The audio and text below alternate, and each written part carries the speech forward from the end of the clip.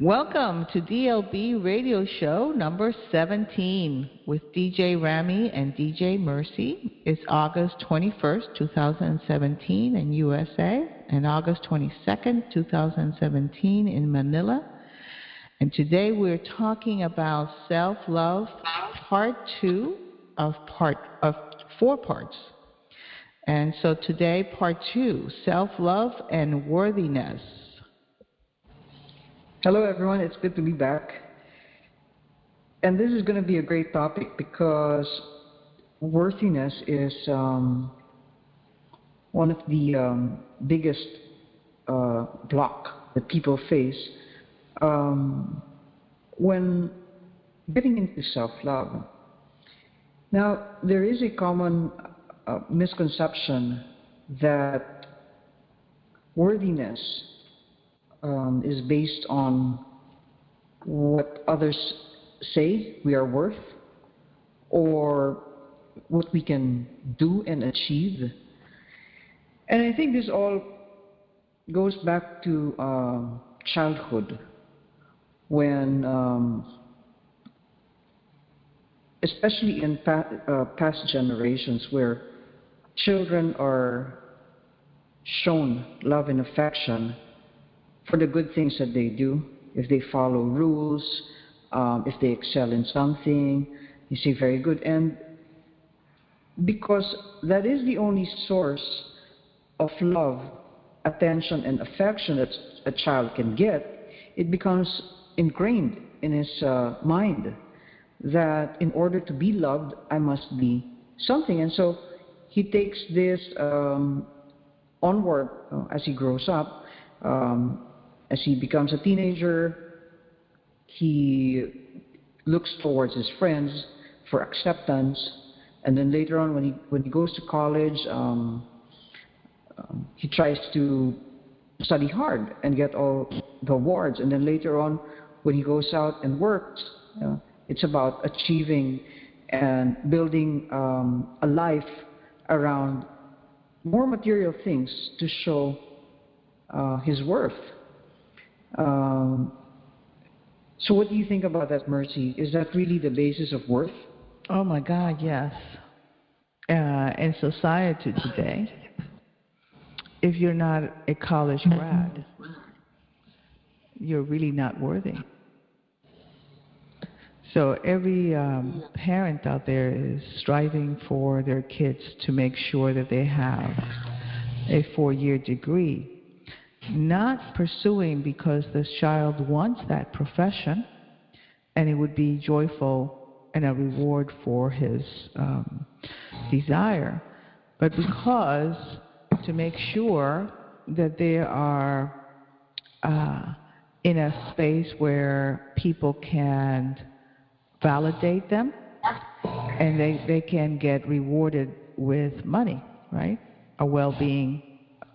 So we start with the greatest intention as parents of validating our children with bribes. Listen, if you eat all your peas, we'll give you dessert. And then we start saying, good boy. We go into this rewarding system.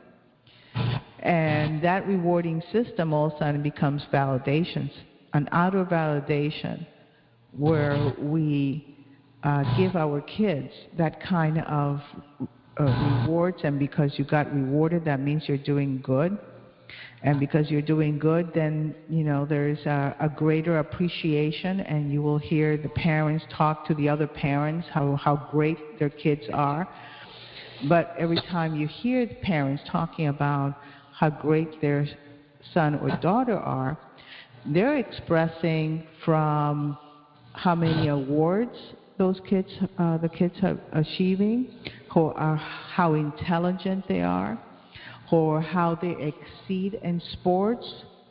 But you do not hear normally parents talking about just being proud or happy or joyful from just enjoying the child's for what he is or she is. There's a common denominator among parents. It's about achievement. Whatever the kids are achieving, that's what they are saying to other parents, and that's what the kids are listening to. Did you go through that, DJ? Yes.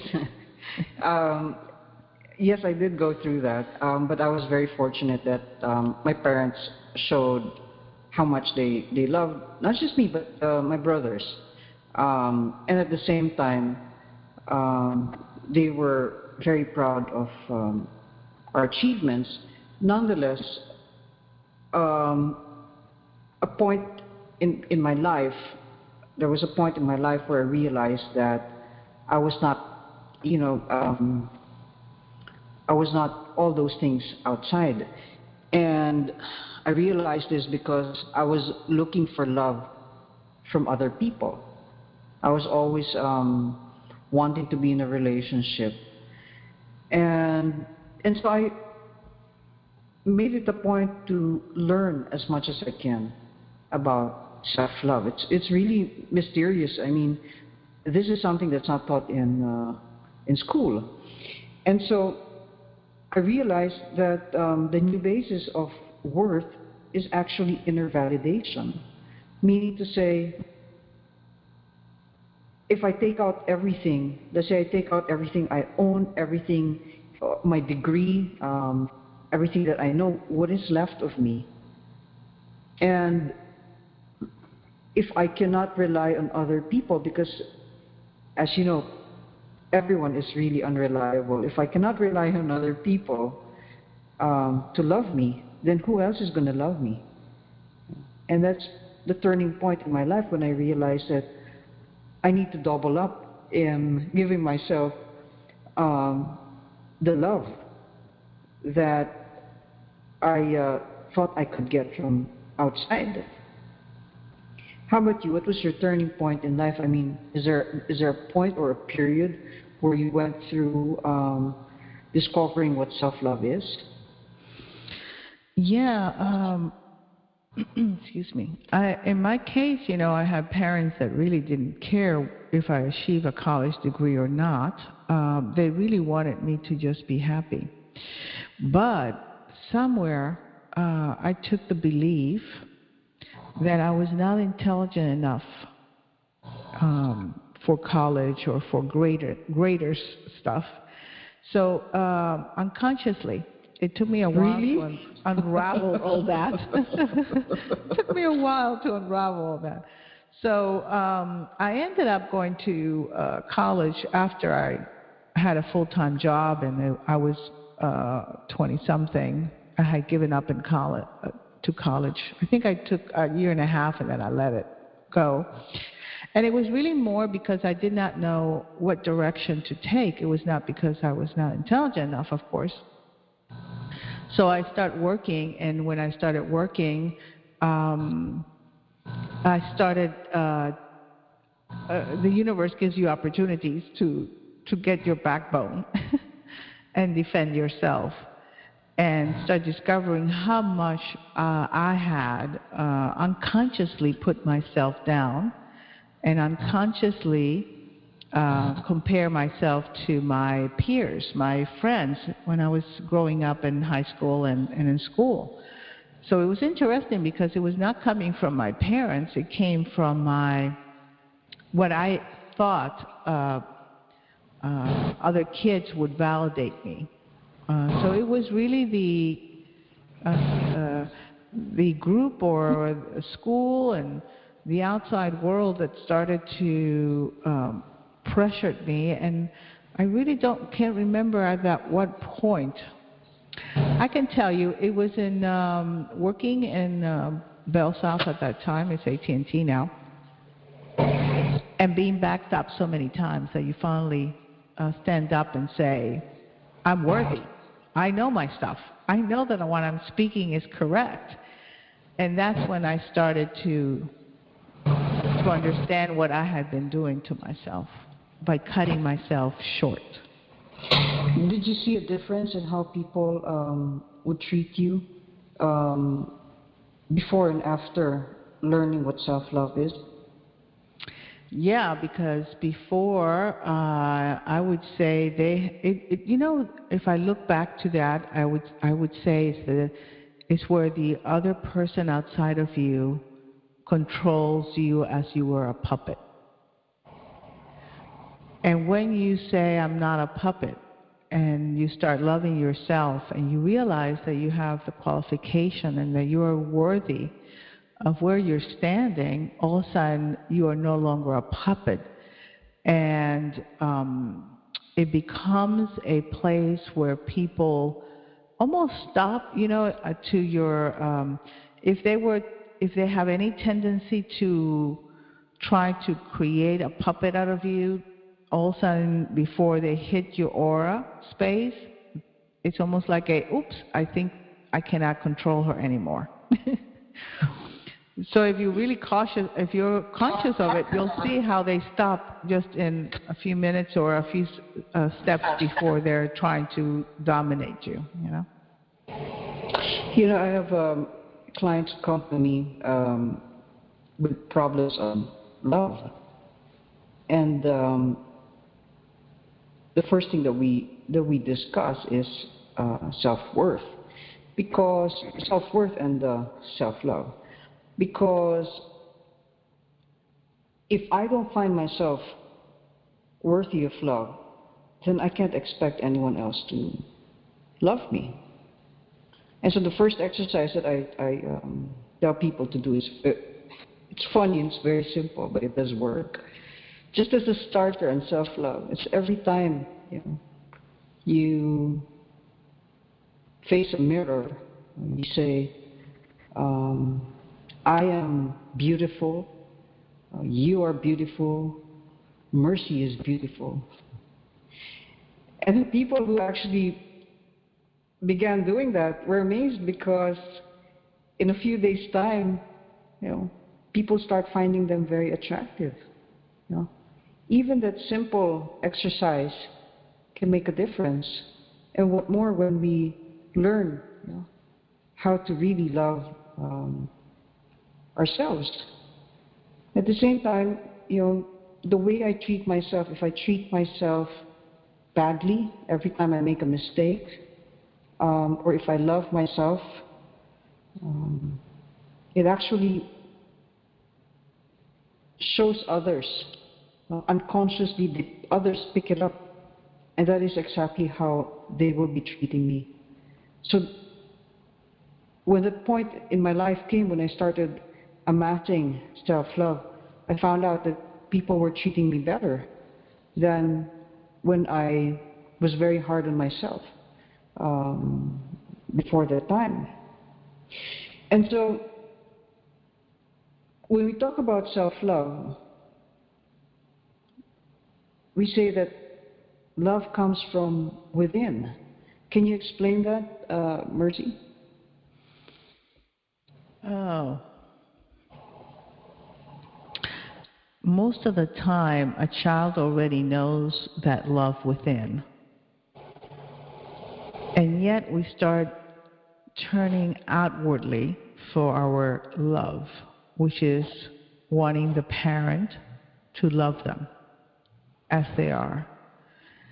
And so it seems to me that at one point, our childhood self-love of loving themselves, us as we are built and come in, turns into wanting to be loved by the father and mother. And that turns like a little key, I guess, that makes us look for self-love outside of us instead of inside of us. But if you look at little babies, a lot of people would say they are in their own world. They can get entertained by themselves. They can be happy. They will just laugh and giggle on their own. They already know what self-love at that point is.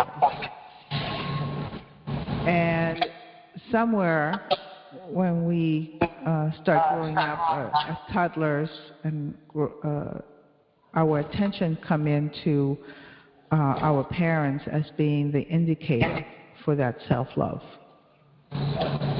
But self-love is really empowering, it's also embracing, it's also joyful. It makes you feel,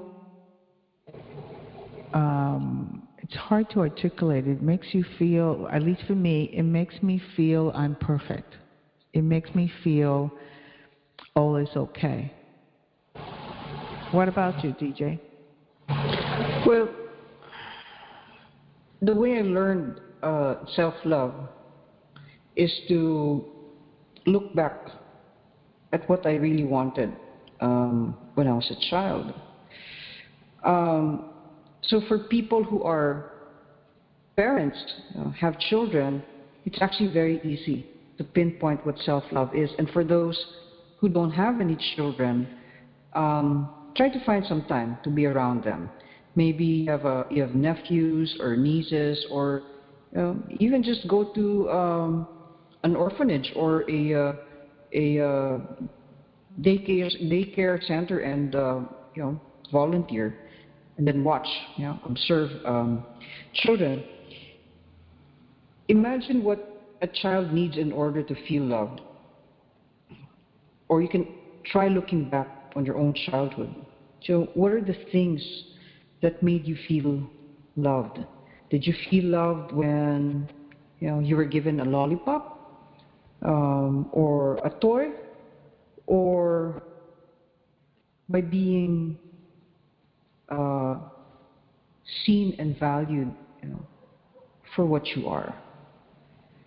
By just by the attention or the cuddle from a parent or a guardian or someone, and you can give that to yourself. And when you were upset or sad, did you feel more loved because someone gave you again a lollipop, something to distract you, or go watch a TV when you're upset? Or was it because someone came and was very kind and compassionate and gave you the attention that you needed? Now, instead of someone, and take that out and then replace that with the self, and give all of these things to ourselves. And so a lot of people realize that self-love is actually a very selfish act. Not selfish meaning to say just for myself, but it is really something that is done by yourself. And like you said, a baby is a self-contained unit. It reminds me of those NASA bowls that it's like an aquarium, a self-contained aquarium, a geo ball, where you have tiny fish inside, and then plants growing inside, and just that ball could go on and on and on. It's self-sustaining. And so self-love, self-respect, and self-worth, they all begin with the word self, because you cannot find those things anywhere else and from anyone else. And that for me is what self-love is. On the other hand, there is also such a thing when we talk about children as environment. Meaning to say, if you raise a child in a very hateful environment, most likely the child will become very hateful. If you raise the child in a very fearful environment where somebody's always shouting or reprimanding, then the child will become fearful. And it's the same thing with us. Sometimes when we unconsciously react to somebody for what they have done, the energy that we express, whether that is hate or whether that is a fear that we feel, is actually what we give ourselves. We think that when we express anger, the moment we express it, it's gone, it's out in the air. Whereas what really happens is that before that anger is sent off to someone or expressed to someone, it actually passes through us, and the energy, the memory, enters our cells. And then later on, over time, it could be the source of disease. And so, even if we think that we give ourselves a lot of attention, we have to be very particular about the energy that passes through us. And so if you want to amass self-love, then it only follows that we express love towards others. It's just that sometimes it's very hard when a person does something that opposes us. And that is the reason why going through an inner work process is important to self-love. So self-love, yes, you can give yourself attention, but when there are parts of us like shadows, that are triggered by others, then those are the things also that we need to pay attention to and to take a good look at, because those shadows that we have inside us are also the prima materia of love. These are the things inside us that we can love more or increase our love quotient for ourselves. And once we do that, once we are able to love different parts of ourselves, then our love quotient increases, and that is the same love that we can express towards others. Therefore, the only way that I can really be kind, patient, and gentle towards others is when I start becoming kind, patient, and gentle towards myself. So we're close to the end of our show. Do you have some last words? Yeah, the more you do this exercise and you try to look through your day on how much you have loved yourself. Maybe you can do it that you intent in the morning, and then in the evening, just look at how many times you had the consciousness of loving yourself, of not being harsh with yourself. When I started to do shadow work, I visualized each shadow as a superhero that had come in to save my inner child at some moment in my life. So instead of seeing them as pieces that I did not want to be, or things that were negative about me, I started to look for the discovery of what made them be created by me in such way that was coming to protect my inner child. Like knights of armor. That's right. Come in and they're the knights were coming in for war, right? But at the same time, they're doing it to protect the kingdom. And so that's how I started looking at my shadow. They're there to protect me. They may have had the wrong job now because I don't need them to defend me in the same way. And what I just need to do is look and see what was their function and help them shift to another function that would be more of union versus separation, because now I'm wiser. And so both things, going and reviewing how much I have loved myself today by not being harsh or critical, and discovering your your shadow as those parts of you that had the right intention of protecting you. It's just that it's in a way that does not help you now, and how to shift into an embracing piece of you that you're grateful for, and then loving them. And it's magical, really. It's at the end of the story, you think, wow, it was so simple, and yet I thought it was too complicated. So that's what I would say. Well, I hope you all could join us for part 3, where we're going to talk about self-love, the shadow, and the light. And it's going to be a more in-depth discussion on shadow, which is the unconscious, and light, which is being conscious. So for now, thank you, everyone. Catch you all soon. See you all next time, part 3 of part 4, self-love. Meanwhile, keep on loving.